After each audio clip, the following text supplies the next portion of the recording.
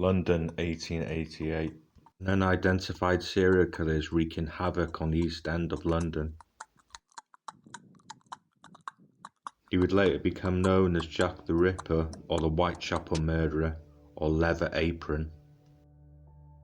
In the mid-19th century, Britain experienced an influx of Irish immigrants who swelled the populations of the major cities, including the East End of London, from 1882. With an influx of Jewish refugees fleeing Tsarist Russia and other areas of Eastern Europe, the parish of Whitechapel in London's East End becoming increasingly overcrowded with population. Work and housing conditions worsened and poverty was rife.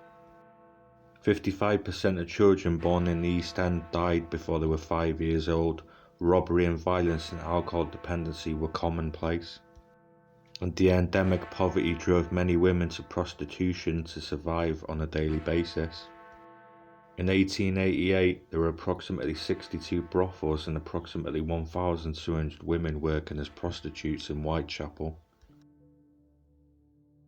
Women had no choice but to sell their bodies, with a nightly price for a single bed 4p and the cost of sleeping upon a lean-to, rope stretched across dormitory, being 2p per person. Autumn 1888 is when Jack the Ripper started his gruesome murder spree. Known as the Conical Five, victims are Mary Ann Nichols, Annie Chapman, Elizabeth Stride, Catherine Eddowes, and Mary Jane Kelly.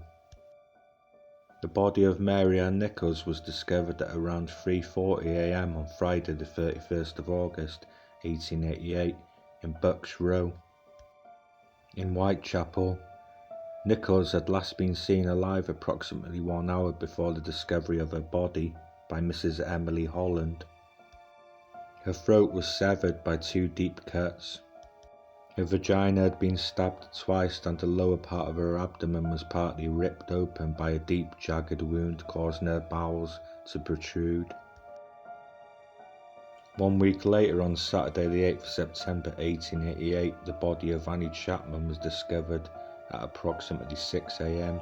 near the steps and the doorway of a backyard of 29 Hanbury Street, Spitalfields. As in the case of Mary Ann Nichols, the throat was severed by 2 deep cuts. Her abdomen had been cut entirely open. Chapman's autopsy also revealed her uterus and sections of her bladder and vagina had been removed. Elizabeth Stride and Catherine Eddowes were both killed in the early morning hours of Sunday the 30th of September 1888. Stride's body was discovered at approximately 1 a.m. in Dutfield's Yard, off Burner Street. In Whitechapel, the cause of death was a single clear-cut incision measuring 6 inches across her neck. Eddowes' body was found in the corner of Mitre Square in the City of London, 3/4 of an hour after the discovery of the body of Elizabeth Stride. Her throat was severed from ear to ear and her abdomen ripped open. Her intestine being completely detached and placed between her body and left arm. Her kidney and uterus had been removed, and her face was severely disfigured. The extensively mutilated and disemboweled body of Mary Jane Kelly was discovered lying on her bed in her single room where she lived at 30 Miller's Court. At 10:45 a.m. on Friday the 9th of November 1988, her face had been hacked beyond recognition. Her throat was severed down to the spine and the abdomen almost emptied of its organs. Her uterus, kidneys and 1 breast had been placed beneath her head.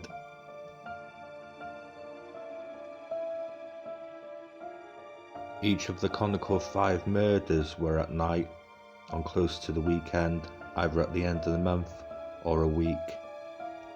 The mutilations became increasingly severe as a series of murders proceeded.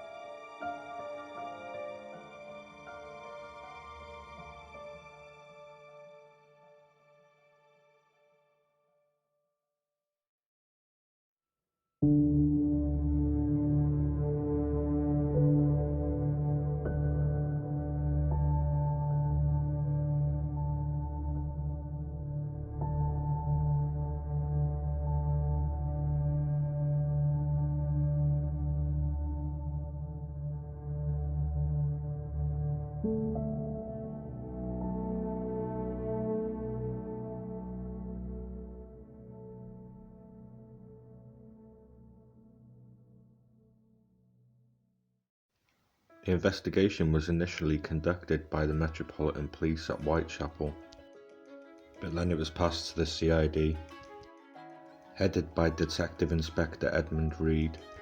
Detective Inspectors Frederick Aberline, Henry Moore and Walter Andrews were sent to the central office at Scotland Yard to assist. In September 1888, a group of volunteer citizens in London's East End formed the Whitechapel Vigilance Committee. They patrolled the streets looking for suspicious characters. The police received a letter of someone claiming to be Jack the Ripper. In the letter it said, "Dear boss, I keep on hearing the police have caught me, but they won't fix me just yet. I have laughed when they look so clever about being on the right track. That joke about the leather apron gave me real fits. I am down on whores and I shan't quit ripping them till I do get buckled." Grand work the last job was. I gave the woman no time to squeal. How can they catch me now? I love my work and I want to start again. You will soon hear of me with my funny little games. I saved some of the proper red stuff in a ginger beer bottle over the last job. I wanted to write with it, but it went thick like glue and I can't use it. Red ink is fit enough, I hope, haha. The next job I do, I shall clip the lady's ears off and send it to the police officers just for jolly, wouldn't you? Keep this letter back till I do a bit more work, then give it out straight. My knife's so nice and sharp and I want to get to work right away. If I get a chance, good luck. Yours truly, Jack the Ripper. P.S. Don't mind giving me a trade name. Wasn't good enough to post this before. I got all the red ink all over my hands, curse it. No luck yet. They say I'm a doctor now, haha. In another letter sent to the police, Jack the Ripper said, "I was not codding, dear old boss, when I gave you the tip. You'll hear about Saucy Jackie's work tomorrow. Double event this time. Number one squealed a bit. I couldn't finish her straight off. Had not the time to get ears for the police. Thanks for keeping the last letter back till I got to work again. Jack the Ripper." In other letters, the police also received one saying from hell, stating, "I send you half a kidney. I took it from the woman and preserved it for you. I fried and ate it. It was very nice. I may send you the bloody knife that took it out, if you only wait a little longer. Catch me when you can."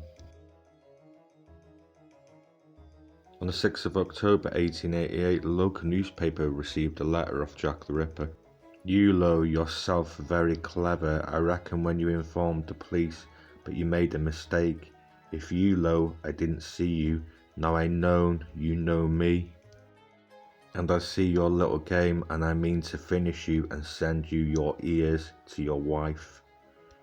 If you show this to the police or help them, if you do I will finish you. Yours truly, Jack the Ripper. P.S. You see I know your address."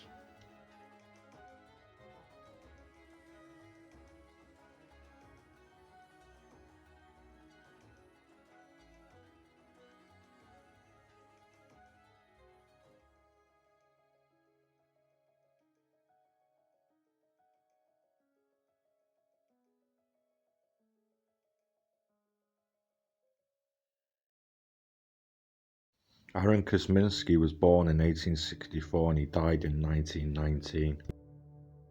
He was first suspected as being Jack the Ripper in 1894. According to Anderson and Swanson, Kosminski was identified by a witness as the Ripper, but no charges were brought against him due to the witness's reluctance to testify against a fellow Jew. Kosminski was known to be insane, but it is not known whether he had violent tendencies or not.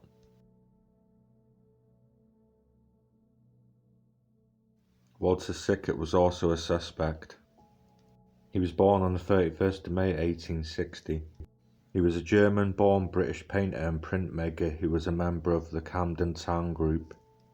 Sickert was cosmopolitan and also an eccentric person, although he is not thought to be Jack the Ripper.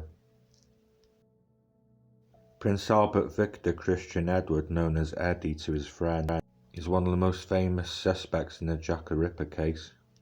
Eddie was born in 1864 to Prince Albert Edward, known as Bertie, the son of Queen Victoria. There was unconfirmed rumours that Eddie suffered from mental health problems. During the time of the Ripper murder, there was no actual theories linking Eddie to any crimes.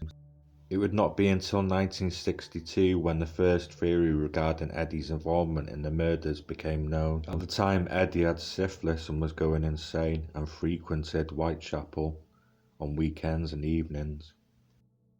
But after an examination of Court and Royal records, it was revealed that Eddie was not even in London at the time of the murders. In the end, it is difficult to consider Eddie as a serious suspect. Although rumoured, there is no concrete evidence that Eddie had a mental problem. However, Eddie's involvement in the murders in some way will never completely fade.